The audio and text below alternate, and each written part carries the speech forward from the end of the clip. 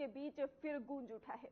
लखीमपुर खीरी में सीएम योगी ने मुस्तफाबाद गांव का नाम बदलने का ऐलान कर दिया है। कहा, अब ये गांव कबीर धाम कहलाएगा। क्या ये पहचान बदलने की कोशिश है या सांस्कृतिक विरासत की वापसी? देखिए ये रिपोर्ट। आदित्यनाथ लखीमपुर खीरी के एक कार्यक्रम में पहुंचे थे। वहां उन्होंने एक गांव का नाम बदलने का प्रस्ताव दे दिया। फिलहाल तो गांव का नाम मुस्तफाबाद, जिसे जल्द ही कबीर धाम के नाम से जाना जाएगा। सीएम योगी आदित्यनाथ का तर्क है कि जब गांव में कोई मुस्लिम नहीं रहता तो इसका नाम मुस्तफाबाद क्यों है। आप सोचो ना, मैं जब यहां पर आया तो मैंने इस गांव के बारे में पूछा, मुझे बताया गया गांव का नाम है मुस्तफाबाद। मैंने कहा कितनी मुस्लिम आबादी रहती है यहां पे? कहा एक भी नहीं, लेकिन नाम मुस्तफाबाद हो गया। हमने कहा भाई अब ये नाम बदलना चाहिए, मुस्तफाबाद ने कबीर धाम इसका नाम रख दो। हम प्रस्ताव मंगाएंगे, यहां से प्रस्ताव मंगा करके इस कार्यक्रम को आगे बढ़ा देंगे। बहनों और भाइयों, यही है आत्मीयता का भाव। सीएम योगी ने कहा कि उनकी सरकार ऐसा प्रस्ताव लाएगी और संत कबीर की परंपरा से जुड़े स्थान के सम्मान को वापस लाने का प्रयास करेगी। योगी आदित्यनाथ ने इस प्रस्ताव की तुलना अपनी सरकार के पिछले नाम बदलने के अभियान से की है। उन्होंने कहा, अयोध्या को फैजाबाद किया था, प्रयागराज को इलाहाबाद किया था, कबीर धाम को मुस्तफाबाद किया था, और ये हमारी सरकार है, फैजाबाद को अयोध्या बना रही है, इलाहाबाद को प्रयागराज बना रही है और मुस्तफाबाद को फिर से कबीर धाम स्थल बना करके उस गौरव की पुनर्स्थापना के कार्यक्रम के साथ आपको जोड़ रही है। आप सोचो, आपकी पहचान को समाप्त कर दिया जाए, आपके सामने अस्तित्व का संकट खड़ा हो जाएगा। ये जो पहचान थी, यह भी अस्तित्व के से जूझते हुए समाज के लिए उसी प्रकार के षड्यंत्र का हिस्सा था। और खासतौर पर इस सीमावर्ती क्षेत्र में तो और भी यह महत्वपूर्ण पड़ता है। लखीमपुर खीरी केवल एक जनपद नहीं, क्षेत्रफल के हिसाब से देखेंगे तो प्रदेश के सबसे बड़े जनपदों में लखीमपुर खीरी की गिनती होती है। सीमावर्ती जनपद भी है, और तब भी इस प्रकार की शरारत करने से लोग बाज नहीं आए। यानी यहां पर भी नाम में भी सेकुलर, ये सेकुलर नहीं, ये पाखंड है, और इस पाखंड से मुक्ति आज के समय में आवश्यक है, और उसी का आह्वान करने के लिए आज हम सब आपके पास आए हैं, आपसे कहने के लिए। पहले की सरकारों ने अयोध्या का नाम फैजाबाद, प्रयागराज का नाम इलाहाबाद और कबीर धाम का नाम मुस्तफाबाद रखा था। हमारी सरकार इन्हें उनके असली नामों में लौटा रही है। अयोध्या को वापस अयोध्या, इलाहाबाद को वापस प्रयागराज और अब मुस्तफाबाद को फिर कबीर धाम बना रहे हैं। साथ ही कहा कि सरकार इस नाम परिवर्तन के लिए सभी जरूरी प्रशासनिक कदम उठाएगी। विपक्ष पर निशाना साधते हुए उन्होंने कहा कि पहले की सरकारें कब्रिस्तानों की दीवारें बनाने में पैसा खर्च करती थी, जबकि अब की सरकार वो पैसा धार्मिक और सांस्कृतिक स्थलों के विकास पर लगा रही है। सीएम योगी ने ये भी कहा कि प्रदेश में तीर्थ स्थलों के सौंदर्यीकरण और विकास के लिए सरकार काम कर रही है। श्रद्धालुओं के लिए धर्मशाला, विश्राम स्थल और अन्य सुविधाएं विकसित की जा रही है। पर्यटन और सांस्कृतिक विभाग के माध्यम से काशी, अयोध्या, कुशीनगर, नैनीशारण, मथुरा, वृंदावन, बरसाना, गोकुल और गोवर्धन जैसे प्रमुख धार्मिक स्थल को नया जीवन दिया जा रहा है। मुस्तफाबाद से कबीर धाम की ये यात्रा क्या वाकई परंपरा का सम्मान है या फिर राजनीति की एक नई परत? फिलहाल इतना तय है कि योगी सरकार का नामकरण मिशन एक बार फिर पूरे प्रदेश की पहचान को बदलने की दिशा में बढ़। अमरोहा से बड़ी खबर सामने आई है, जहां पर तिगरी मेला सुरक्षा के सख्त इंतजाम कर दिए गए हैं। अमरोहा से आपको खबर बता रहे हैं, जहां पर सख्त इंतजाम नजर आ रहे हैं। आपको बता दें कि अमरोहा पुलिस पूरी तरह से अलर्ट नजर आ रही है। सीएम योगी ने निर्देश भी दे दिए हैं और ड्रोन से की जा रही है निगरानी, और भीड़ और मार्गों पर खास नजर भी बनाई गई है। शांतिपूर्ण आयोजन की तैयारी पूरी हो चुकी है। तो फिर अमरोहा से खबर बता रहे हैं, तिगरी मेला सुरक्षा के सख्त इंतजाम इसको लेकर देखने को मिल रहे हैं। अमरोहा पुलिस भी लगातार सख्त नजर आ रही है। आपको बताते चले कि ड्रोन से भी निगरानी की जा रही है और भीड़ वाले इलाकों पर भी नजर रखी जा रही है। तिगरी मेला जो है उसको लेकर सुरक्षा लगातार बनी हुई है, पुलिस भी अलर्ट नजर आ रही है। सीएम योगी ने भी निर्देश दे दिए हैं, ड्रोन से भी निगरानी यहां पर की जा रही है।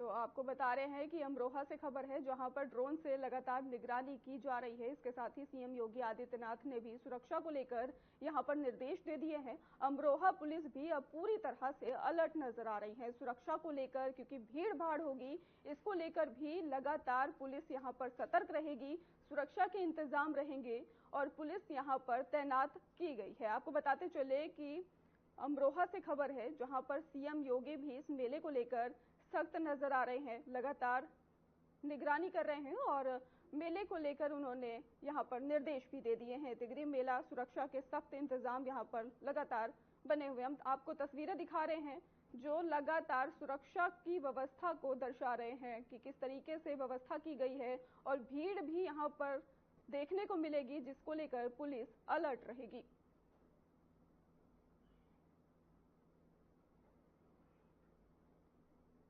चलिए आगे बढ़ते हैं। उत्तर प्रदेश के उप मुख्यमंत्री ब्रजेश पाठक एक दिवसीय दौरे पर वाराणसी पहुंचे, जहां उन्होंने सर्किट हाउस में प्रेस वार्ता के दौरान कांग्रेस और विपक्षी दलों पर जमकर हमला बोला है।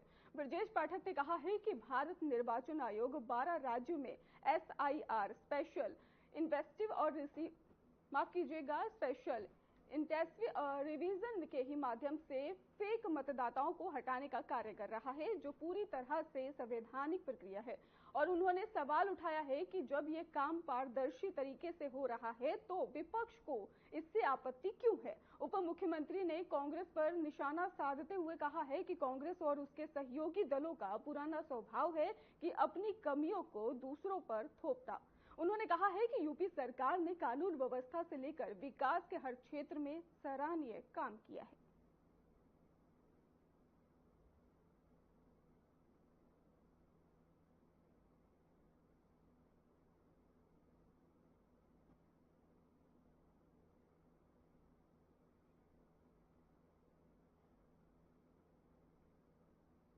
बीजेपी प्रदेश अध्यक्ष भूपेंद्र चौधरी ने विपक्ष पर SIR को लेकर जनता में भ्रम फैलाने का आरोप लगाया है। उन्होंने कहा है कि विपक्ष जानबूझकर मतदाता सूची के संशोधन को लेकर भी अफवाहें फैला रहा है, जबकि ये पूरी तरह से पारदर्शी प्रक्रिया है। भूपेंद्र चौधरी ने कहा है कि सपा सरकार के कार्यकाल में दंगे, गुंडाराज और इसके साथ ही तालाबों और सरकारी जमीनों पर कब्जे आम बात थी। उन्होंने दावा किया है कि बीजेपी सरकार में प्रदेश में कानून व्यवस्था सुदृढ़ हुई है और हर वर्ग के लोगों को बिना भेदभाव योजनाओं का लाभ मिल रहा है।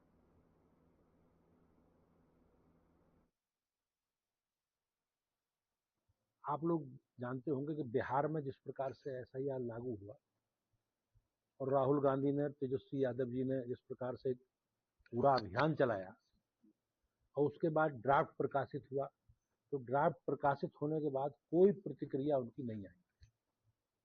उन्हें ऐसा लगता है सांप सूंघ गया। ये एक नेगेटिव एजेंडा है, नकारात्मक एजेंडा है।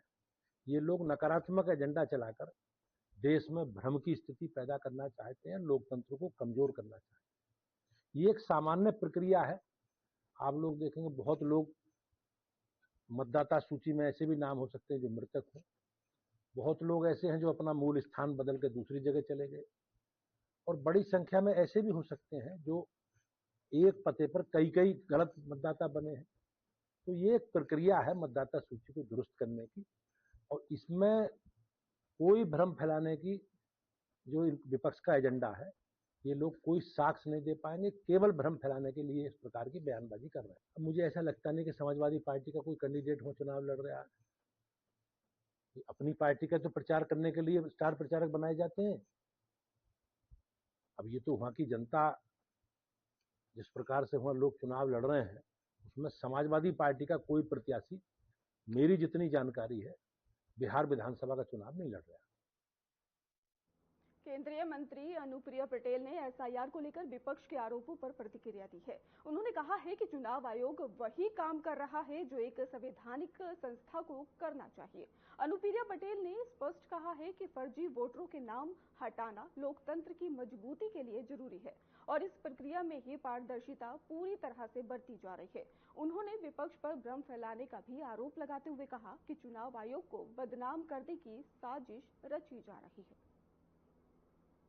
कर रहा है जो एक संवैधानिक संस्था के रूप में उसे करना चाहिए। स्पेशल इंटेंसिव रिव्यू का जहां तक सवाल है, ये एक जरूरी औपचारिकता है कि हर राज्य के अंदर जो मतदाता रोल है, इलेक्टोरल रोल है, उसका रिवीजन हो और इसमें कुछ भी ऐसा नहीं है जो चुनाव आयोग को नहीं करना चाहिए। जो मतदाता मृतक हो चुके हैं या जिन मतदाताओं के नाम का डुप्लीकेशन है, उसे हटाना चुनाव आयोग की जिम्मेदारी है और चुनाव आयोग पूरी निष्पक्षता के साथ अपना काम। कांग्रेस की संविधान बचाओ संवाद रैली सीतापुर में जोरदार तरीके से आयोजित की गई है। ये रैली सांसद राकेश राठौर की अगुवाई में राजा कॉलेज मैदान में संपन्न हुई। मौसम खराब होने के बावजूद रैली में हजारों की संख्या में लोगों ने शिरकत की है।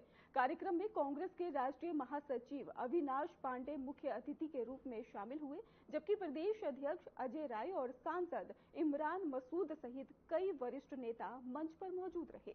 नेताओं ने विपक्षी दलों पर तीखा हमला बोला है।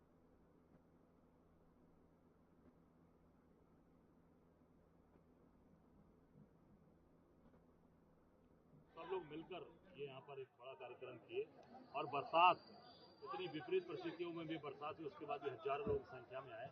मैं धन्यवाद ज्ञापित करूंगा और ये जनता ये दर्शा रही है कि आने वाला समय कांग्रेस का है, लोग कांग्रेस के साथ जुड़ रहे हैं, कांग्रेस के साथ। निश्चित तौर से वहाँ पे महागठबंधन जीत रहा है और वहाँ पे हमारे तेजस्वी यादव मुख्यमंत्री बन रहे हैं। कांग्रेस सांसद राहुल गांधी के विवादित बयान मामले में अब फैसला 7 नवंबर को सुनाया जाएगा। जिला न्यायालय की एमपी एमएलए कोर्ट ने इस प्रकरण में ही सुनवाई पूरी कर ली है। जानकारी के अनुसार बताया जा रहा है कि यह मामला राहुल गांधी के उस बयान से जुड़ा है जिसमें उन्होंने कथित रूप से आपत्तिजनक टिप्पणी की थी। इस पर ही सिमरन गुप्ता नाम की महिला ने ही केस दर्ज कराया था और कोर्ट ने आज की सुनवाई के बाद फैसला सुरक्षित रख लिया है। अब 7 नवंबर को ही निर्णय सुनाए जाने की तारीख तय की गई है। राहुल गांधी ने अपने कार्यालय से 15 जनवरी 2025 को एक स्पीच दी थी। उसमें उन्होंने कहा था कि our fight with RSS, BJP as well as Indian state. उस संबंध में मेरा एक पक्षकार है सिमरन गुप्ता, वो बैजी में बैठ के उसने टीवी पे वो चीज देखी, उससे उसकी आहत को भावना को आहत लगा। उसने राहुल गांधी पर रिपोर्ट लिखाने के लिए एमपी एमएलए कोर्ट संभल में उसके विरुद्ध मामला पंजीकृत कराने के लिए प्रार्थना पत्र गुजारा, जो लोअर कोर्ट ने सुनने के बाद खारिज कर दिया। उसके विरोध में उसके खिन्न होकर हमने सत्र न्यायालय में उसकी रिवीजन किया।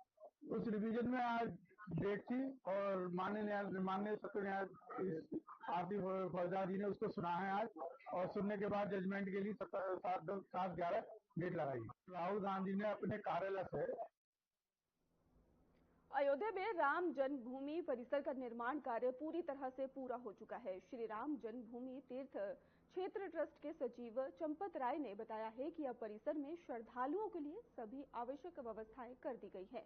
उन्होंने कहा है कि मंदिर से जुड़े निर्माण कार्य, शौचालय और अन्य सुविधाओं का निर्माण भी पूरा हो गया है। चंपत राय ने बताया है कि श्रद्धालुओं की सुविधा को ध्यान में रखते हुए पर्याप्त संख्या में शौचालय बनाए गए हैं और सुरक्षा और व्यवस्थाओं को लेकर अंतिम चरण की भी तैयारी की जा रही है।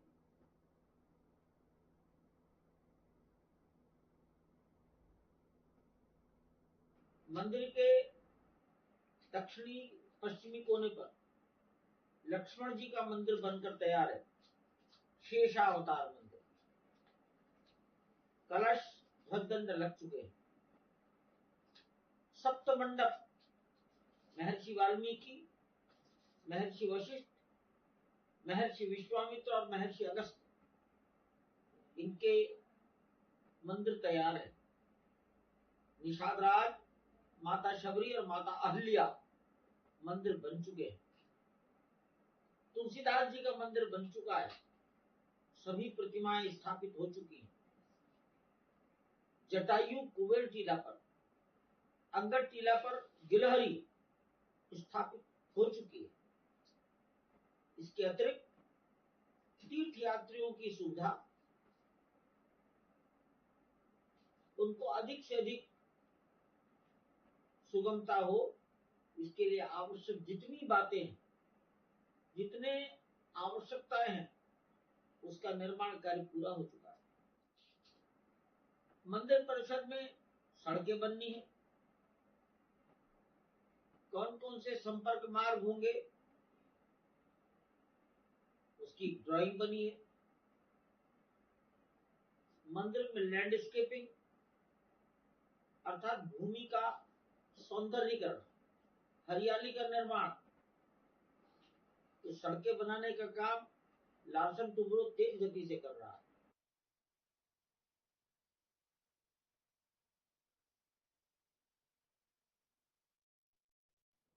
ललितपुर में कस्बा बार के विकास खंड की सरकारी जमीन पर बीजेपी ब्लॉक प्रमुख और कुछ दबंगों द्वारा अवैध निर्माण कराया जा रहा है। लगभग 20 दुकानों का निर्माण युद्ध स्तर पर चल रहा है और ब्लॉक अधिकारी बीडीओ ने बताया है कि उन्हें इस निर्माण की कोई जानकारी नहीं है और न ही ये ब्लॉक के पास किया गया है। आपको बताते चले कि ग्रामीणों को बताया गया है कि ये सरकारी निर्माण कार्य है, जबकि विकास खंड अधिकारी ने इसका खंडन किया है। पूर्व में भी उक्त जमीन पर अवैध कब्जा हुआ था, जिसका मामला उच्च न्यायालय में विचाराधीन है।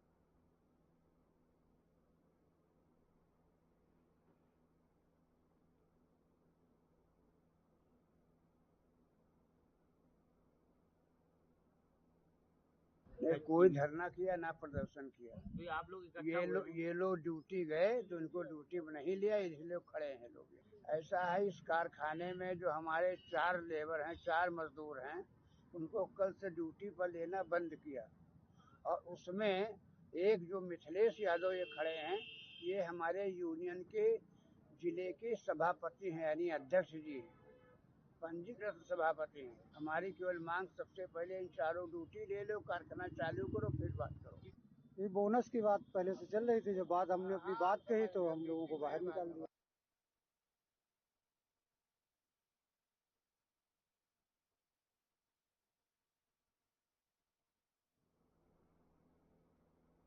उन्नाव के अकरमपुर में मौजूद एक फैक्ट्री में बोनस को लेकर मजदूरों और प्रबंधन के बीच में विवाद खड़ा हो गया। कम बोनस दिए जाने के विरोध में मजदूरों ने फैक्ट्री के गेट पर प्रदर्शन किया। मजदूरों का आरोप है कि उन्हें लंबे समय से कम बोनस दिया जा रहा है और जब उन्होंने विरोध जताया तो फैक्ट्री प्रबंधन ने उन्हें काम करने से रोक दिया। वहीं सूत्रों की माने तो फैक्ट्री में ही पिछले कुछ दिनों से बोनस वितरण को लेकर असंतोष बढ़ रहा था और जिसके चलते आज सुबह बड़ी संख्या में मजदूर गेट पर इकट्ठे हो गए और नारेबाजी शुरू कर दी। मौके पर पुलिस बल भी तैनात किया गया ताकि स्थिति नियंत्रण में रहे।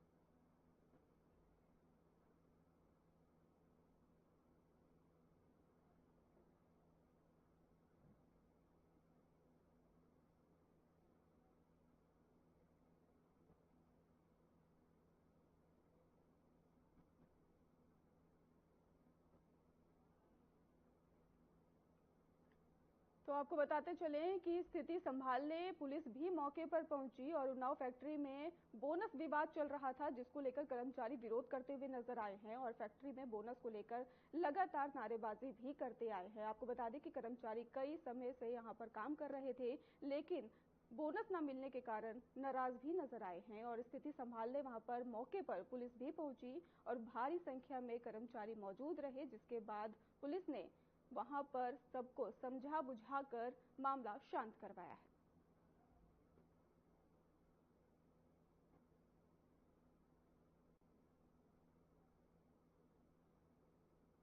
जब दुकानें पूरी बन गई, जब पता चला, उनसे हमने प्रमुख जी से पूछा तो प्रमुख जी ने हमसे कहा कि हमारे पास स्वीकृति है, शासन आदेश के हम बना रहे हैं और ये सबके लिए आवंटित होंगे। उन्होंने ये कहा। इसके बाद लेकर हमें ऐसा कुछ रिकॉर्ड मिला नहीं वहाँ।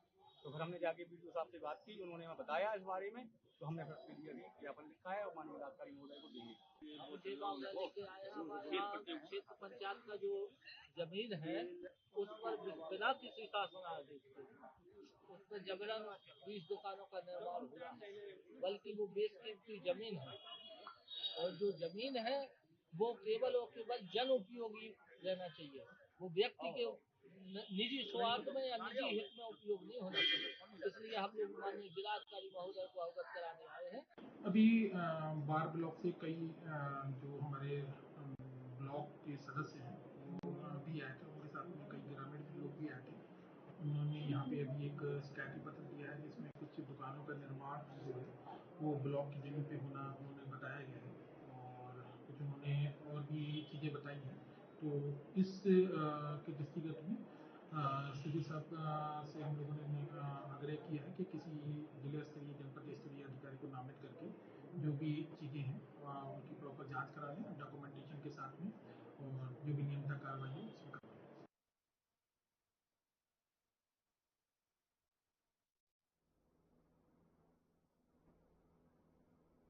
दिल्ली में क्लाउड सीडिंग का दूसरा परीक्षण पूरा करने के बाद सेस्ना विमान जो है मेरठ पहुंचा है। मौसम बताया जा रहा है कि वैज्ञानिकों के अनुसार ये भी जानकारी सामने आई है, क्लाउड सीडिंग प्रयोग का उद्देश्य वर्षा की संभावना का परीक्षण करना है। बताया जा रहा है कि परीक्षण सफल रहा, जिसके बाद ही यहाँ पर यह भी जानकारी सामने आई कि वैज्ञानिक टीम यहाँ भी मौसम की स्थिरता का अध्ययन किया। क्लाउड सीडिंग तकनीक के माध्यम से प्रदूषण कम करने और बारिश की कमी वाले क्षेत्रों में यहां पर वर्षा कराने की संभावनाओं पर काम किया जा रहा है।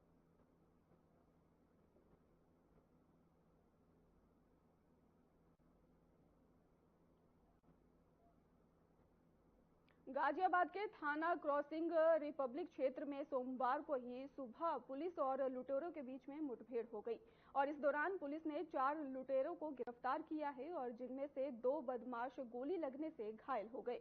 पकड़े गए बदमाश हाल ही में हुई लूट की वारदात में शामिल थे।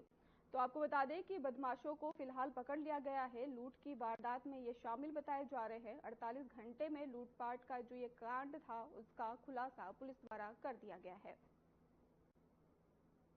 4 लुटेरे फिलहाल गिरफ्तार कर लिए गए हैं। 48 घंटे के अंदर ही पुलिस ने इस पूरे मामले का खुलासा कर दिया। पुलिस बदमाशों के बीच में मुठभेड़ भी हुई, जिसके बाद ये भी पुलिस ने एक ऐसे गिरोह का पर्दाफाश किया है जो महिलाएं होती थी उनके आभूषणों को देखकर अपने टेम्पो में बैठाकर लूटपाट की घटनाओं को अंजाम देते थे। ज्यादा जानकारी के लिए हमारे साथ में एसीपी वेबसाइट प्रिया मौजूद है।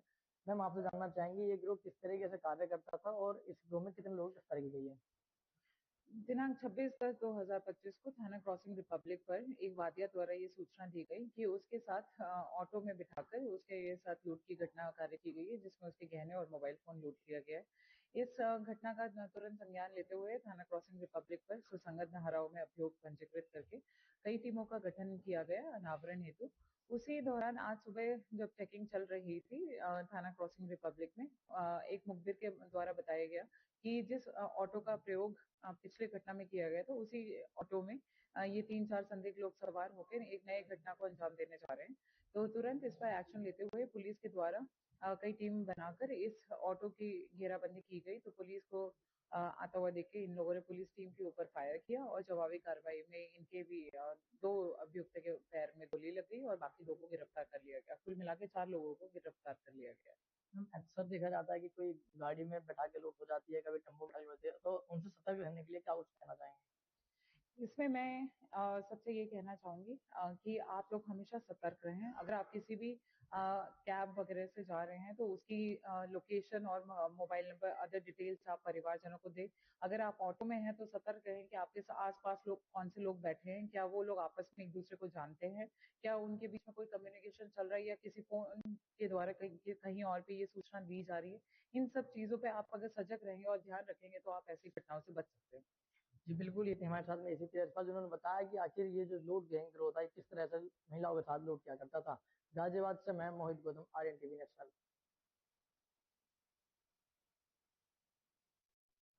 फिलहाल अपना उत्तर प्रदेश में बस इतना ही। आगे की खबरों के लिए आप देखते रहिए हमारा चैनल। धन्यवाद।